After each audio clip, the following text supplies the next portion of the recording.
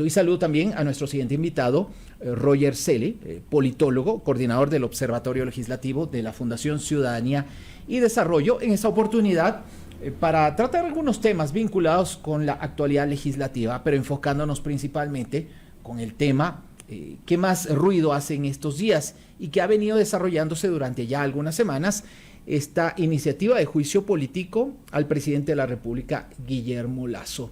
Aparentemente, de acuerdo a los números que han hecho incluso algunos colegas, yo lo decía el día de ayer, esta iniciativa estaría desinflándose. Pero me gustaría una lectura inicial, Roger, suya respecto a cómo se ha desarrollado esto y cómo lo ha visto usted como coordinador del observatorio. Bienvenido, buenos días. Muy buenos días, Néstor, y muchas gracias por la invitación. Gracias a usted. Ayer justo le decía que es un tema delicado esto de contar votos. Me parece que hay que manejar el tema con responsabilidad.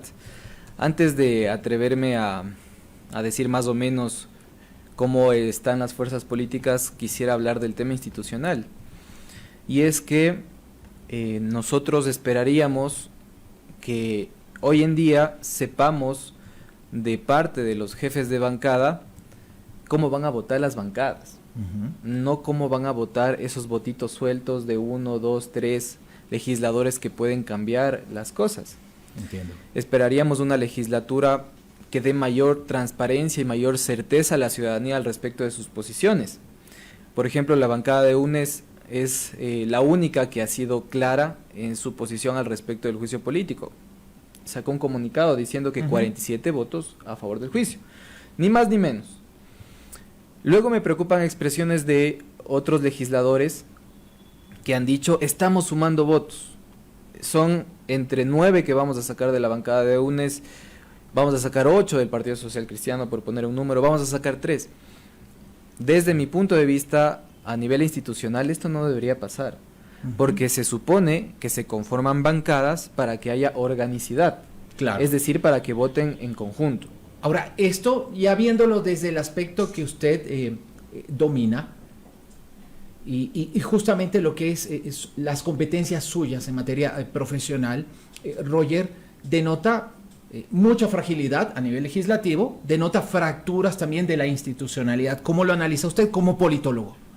Bueno, hay que poner evidencias, el dato mata relatos, suelen decir, antes de analizar el tema cualitativo.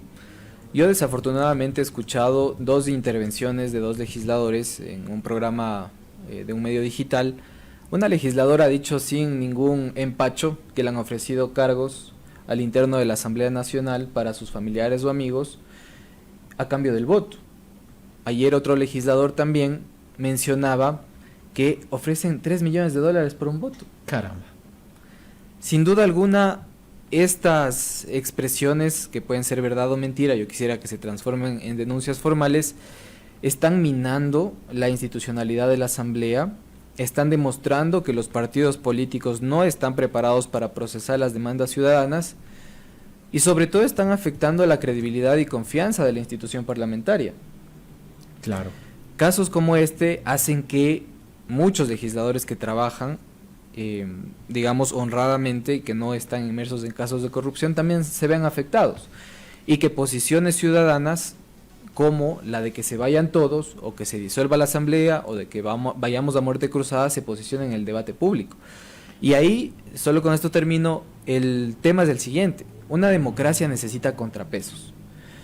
Los ecuatorianos debemos entender que el gobernar 6 meses, 1 año, con un solo poder, es decir, con el poder ejecutivo, sin el contrapeso del poder legislativo y con el control de la Corte Constitucional, significaría un retroceso en materia de democracia. Claro. Porque estaríamos frente a un gobierno de tinte más bien autoritario. Ahora bien, ¿cómo analizar también, Roger, y aquí me parece importante su análisis, el hecho de que cuando usted habla de contrapesos, claro, es verdad, es necesario en toda democracia aquello, pero sin embargo, función ejecutiva, función legislativa, tienen pésimas calificaciones de sus gestiones.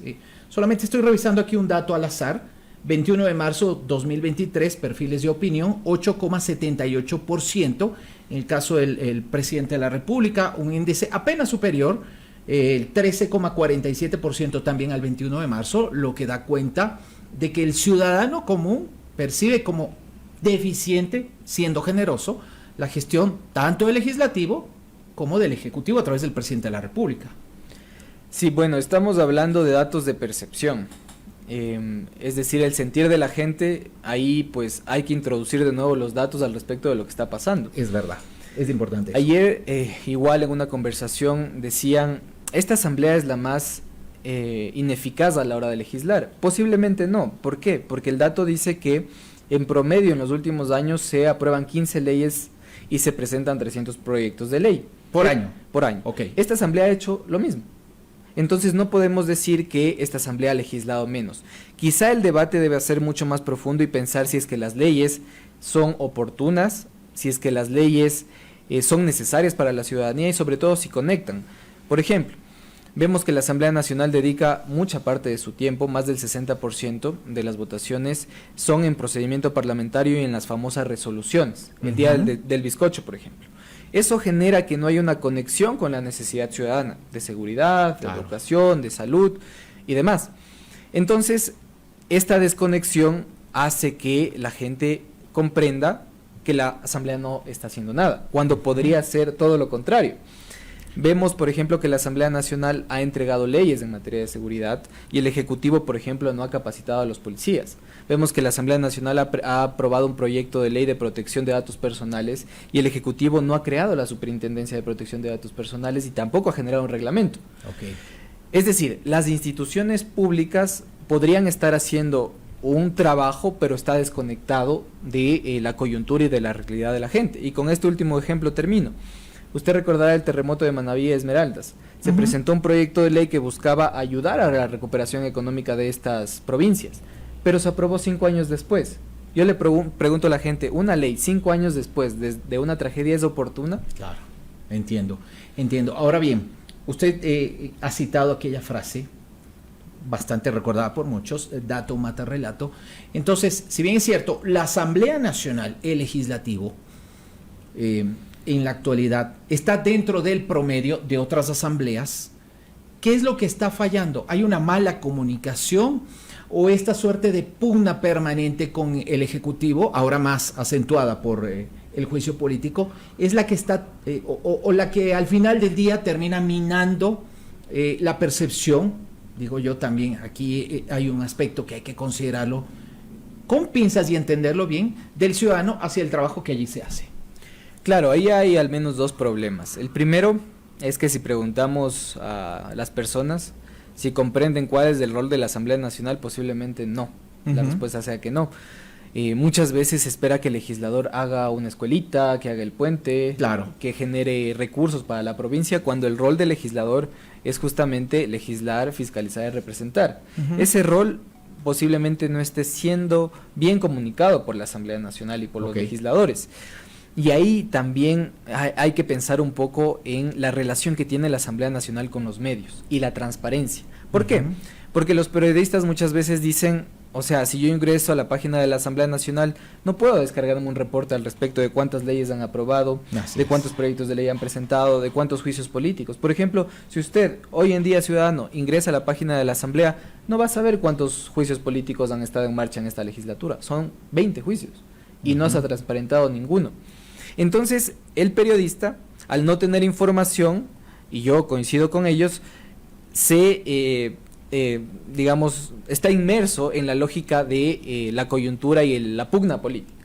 Entonces, hoy el legislador Peter Calo es detenido, entonces esa noticia se posiciona. Cuando estamos con una agenda parlamentaria para hoy jueves, que es importante, al respecto del Código del Trabajo y otras leyes, que no se está visibilizando. Claro. Entonces es un ejemplo de el fenómeno de la comunicación en la Asamblea Nacional, de la mala comunicación. Ahora bien, ¿cómo analiza la Fundación Ciudadanía y Desarrollo y especialmente el observatorio, del cual usted es coordinador, Roger, la actuación en términos generales de los asambleístas? Esto también es otro aspecto, porque usted se refería a esta suerte de, y es lamentable tener que utilizar términos como este, pero yo diría que para que el público entienda esta suerte de baratillo de ofertas en cuanto tiene que ver a los votos, usted citaba un ejemplo muy puntual basado en una declaración pública de que hasta $3 millones podría costar un voto. de cara al juicio político al presidente de la República. Pero si ya analizamos en términos generales la actuación de los asambleístas, ¿qué diría? Bueno, los legisladores tienen la responsabilidad de presentar proyectos de ley. Desafortunadamente no todos lo hacen. Hay un par de legisladores que ni siquiera han presentado proyectos de ley. ¿Quiénes? Sería bueno recordarlo y decirlo. Si no lo tiene, No, sí. más adelante lo decimos. Aquí tenemos el dato y gracias por permitirme dar esta información, porque la ciudadanía que eligió a estos legisladores debe hacer un control social al respecto. No se registran proyectos de ley en la página web de la Asamblea Nacional de Coms Córdoba de UNES y de Roberto Cuero, justamente legisladores que están siendo protagonistas en este juicio Claro. político.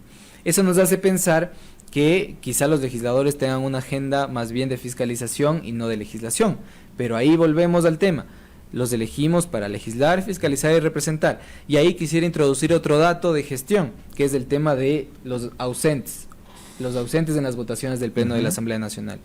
Nosotros como ciudadanos elegimos legisladores para que estén presentes en las sesiones y voten. Sí, no, blanco, abstención, cualquiera que sea esta posición, pero que voten. Pero hay legisladores que no están asistiendo a las sesiones y tampoco están enviando a sus suplentes, lo cual es grave. Y en ¿Me parece si los decimos también? también Sí podemos tiene el dato, decirlos. claro, ¿cómo no? Perfecto. Entonces, nosotros hemos analizado 606 votaciones en el Pleno de la Asamblea Nacional desde su posesión el 14 de mayo del 2021, en donde tenemos, vamos a hablar primero de los buenos números, digamos, para no Ok. ser negativos, porque hay que Para destacar que no también, digan, así es, que solamente vemos lo malo. hay que destacar a quienes cumplen con su responsabilidad. Por ejemplo, Ana Herrera de UNES tiene un 99.11% de ocupación de la curul, que es alto. Gustavo Mateus de UNES un mismo número, Darwin Pereira, Independientes Pachacutic, un 98.93, Yajaira Urresta de UNES 98.93 y José Algualzaca de UNES 98.75. De ahí tenemos los legisladores con una baja ocupación de la curul. De estas 606 votaciones, Ana Belén Cordero con un 78.17%. Elina Narváez con un 78.02%. 7961 Solanda Plúas, 8005 Aitel Zambrano y 8211 Dayana Pazley. Es decir, que estos legisladores se han ausentado en gran número de votaciones, con lo cual, y para que quede claro, es como que hoy yo no haya venido a la entrevista y esta silla esté vacía. La curul también estaría vacía. Claro. Con lo cual no se están tomando decisiones responsables. Solamente permítame entender bien.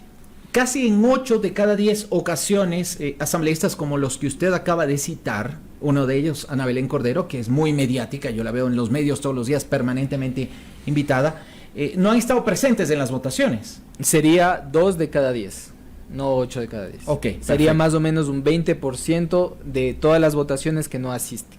Ok.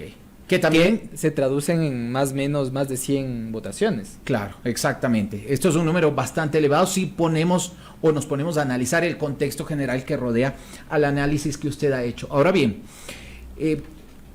si nos ponemos a analizar, y yo quiero seguir en la misma línea, antes de ver hacia adelante, si seguimos analizando el contexto que rodea ahorita a la función legislativa, matizado principalmente por el juicio político, quizá yo diría un poquito menos esta enmienda constitucional que también se está abordando,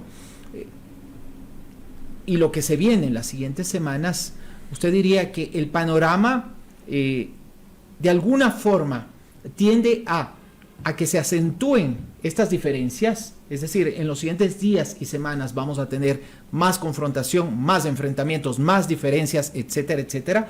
¿Qué es lo que ve usted, Roger, al respecto?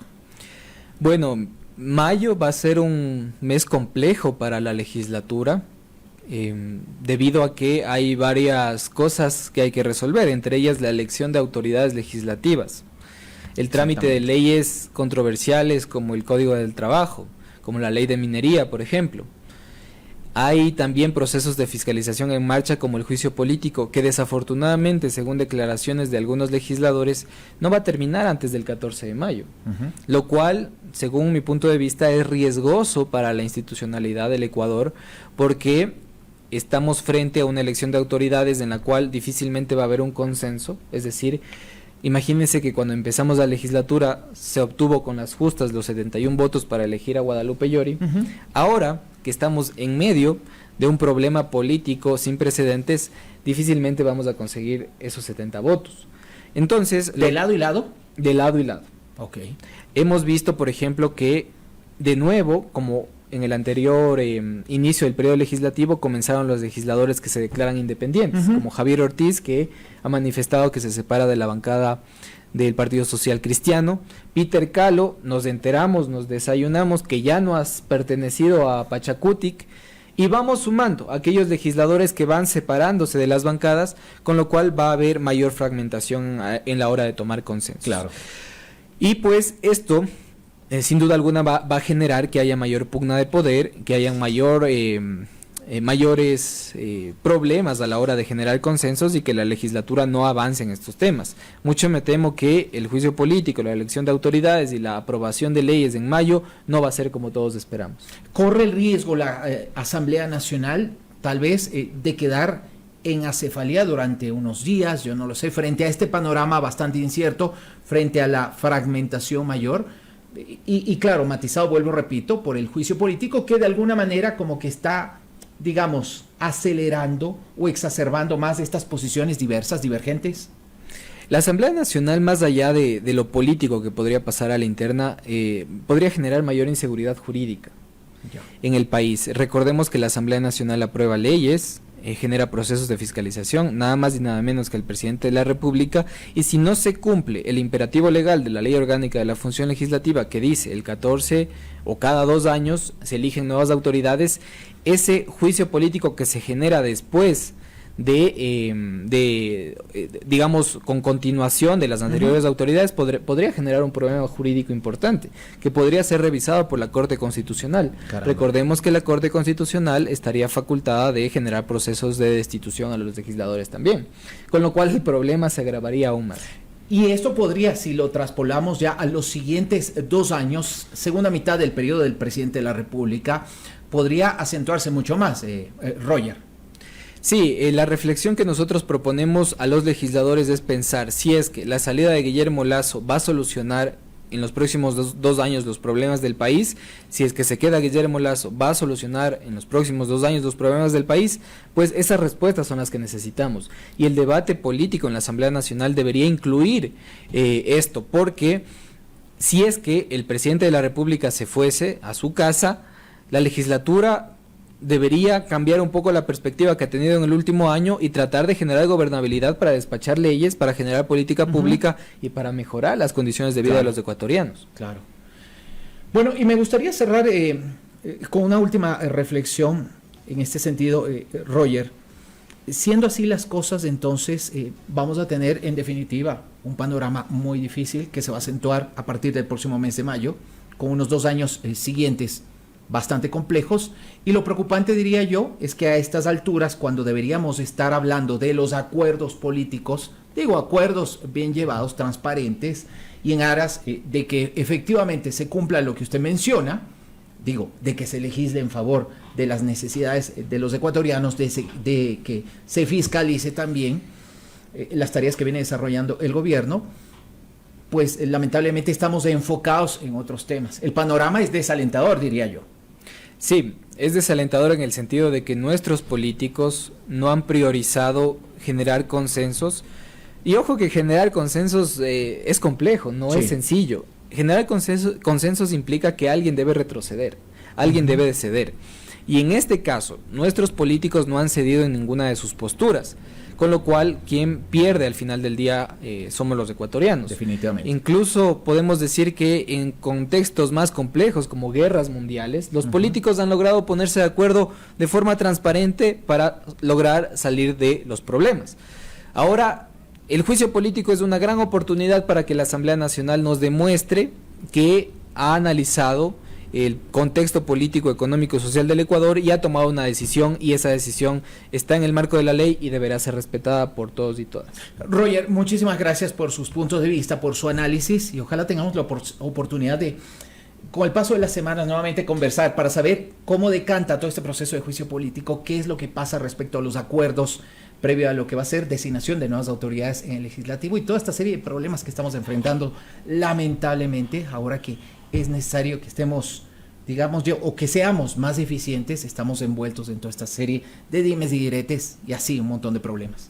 Gracias, Néstor. Yo le tomo la palabra en ese sentido. Nosotros, y permítame hacer una pequeña cuña, vamos a lanzar el informe de los 2 años de la Asamblea Nacional. Qué bueno, interesante. Está invitado usted Muy también amable. a conocerlo y la ciudadanía también. Muchas gracias. Gracias a usted, su tiempo, el tiempo que nos ha dedicado esta mañana, Roger Celi, politólogo, coordinador del Observatorio Legislativo de la Fundación Ciudadanía y Desarrollo. Son las 7 de la mañana con 36 minutos.